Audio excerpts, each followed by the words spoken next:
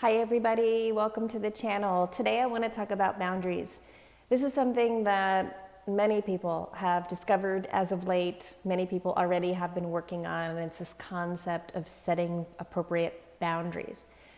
I just want to give you a different perspective, a more fuller perspective. Yes, boundaries are important. There is a spectrum of boundary making that one should understand. You talk to certain people. Teal Swan is somebody who I have watched quite a bit of, and her variation of boundaries in one of her videos that she made, again, and she evolves and says different things at different times as well, but one of them was, if you surround yourself with the right people and you've done the self-work, you actually don't need to create boundaries. Boundaries are a form of a kind of scapegoating, something that needs to be addressed. What I will say is, I believe that's partially true too. I believe that's true. But there's a spectrum of us understanding, is something healthy, is it not? Is it me? Is it them? Is it the dynamic? Do I need to do some self-work before I set a boundary? Is it really their fault? There's a lot of self-discovery that needs to take place in regards to really understanding what healthy boundaries are, when it's them, when it's you. It's a process of self-exploration, this idea of boundaries.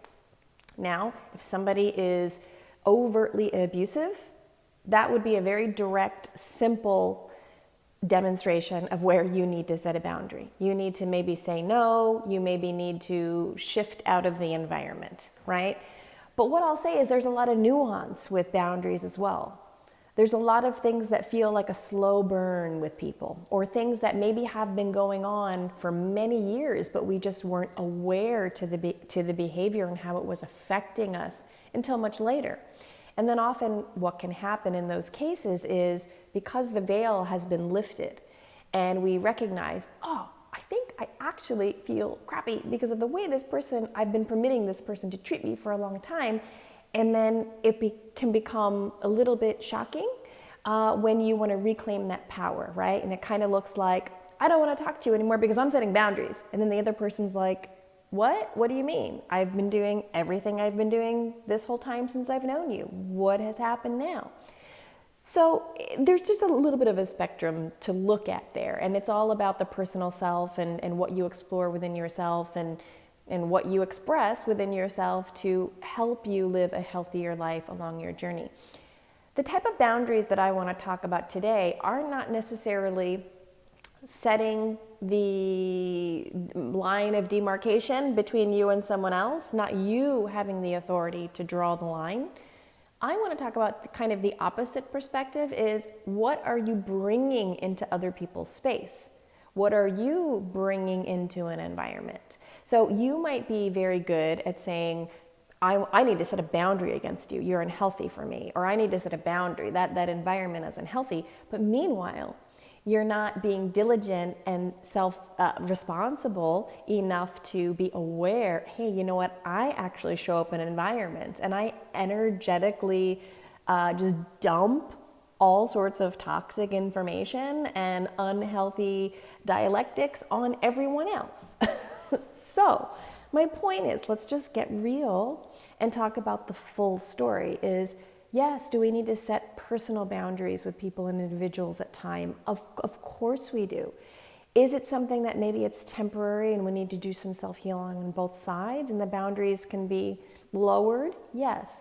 Can we get to a point where we recreate our existence, where we can just be open and honest with everybody from a state of self-awareness where we don't need personal boundaries?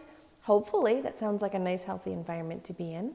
But in order to look at this holistically, I encourage you, which is something that I would stress a lot in my past businesses, is what are you bringing in here to this environment? We've created a nice space of non-judgment and a place where we can have dialectics amongst different personalities, in a place of true Socratic dialogue and not judgment. And in order for that to happen, you need to be aware of yourself before you're aware of yourself, so to speak. You need to be aware of what you're showing up with. It's this idea of your thoughts, your mental ideas and your emotions might be more permeable than you think. They might just automatically come out of you, and you might not be so self-aware of what you're bringing to the table. Okay, so for those of us who are learning how to set boundaries in certain circumstances and learn how to lift the veil on the ways in which we compromise our own self, wonderful. This is a beautiful part of the process, hopefully, that we're all on towards greater emotional literacy and self-awareness.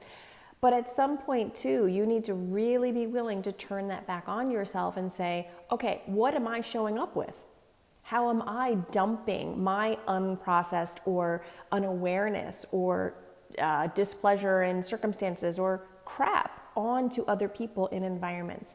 I truly believe that this is one of the reasons why a contributing factor towards toxic work culture.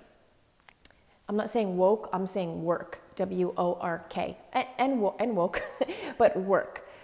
Our environments are unhealthy for many reasons, our work environments. And we all know now that there are just mass exodus of employees out of work environments. So we need to re-examine what a healthy work environment looks like. And we need to normalize and understand what it takes to create a healthy environment. So we need to look to things that have created healthy environments. Okay, we have to understand the nature of nuance of what goes on in healthy environments. From the leaders to the workers, we need to have more of a participatory environment. The hierarchical structure always tends to cause some problems unless you have a really exceptional leader and sub-leaders, which usually it gets a little wonky there. So what are you bringing to the environment? Let's look at this holistically. What are you bringing in? You might be really good at setting your own boundaries, but you're really terrible at seeing what you're bringing to the table for other people. Okay, so something to explore along our journey of self-awareness. It's really important as we move forward, trying to build and cultivate healthy environments. A healthy civilization requires healthy sub-environments amongst a civilization, right? We need to work on creating and normalizing and incentivizing healthy dynamics. But first, you need to know yourself. You need to know what you bring to the table. You need to do a significant amount of self-study and work and reconditioning on yourself so you're not so polarized within yourself, because what you are within is going to reflect what is without in your environment. And you may not think you're contributing. You might feel a righteousness towards, I'm not toxic, everybody else is toxic. And usually that's not the case. If your reflection is showing that there's toxicity, you're a part of it. You're either complying with it or you're a part of it and you don't see it. So something to think about. I love you guys. Have a wonderful day, and I'll see you soon.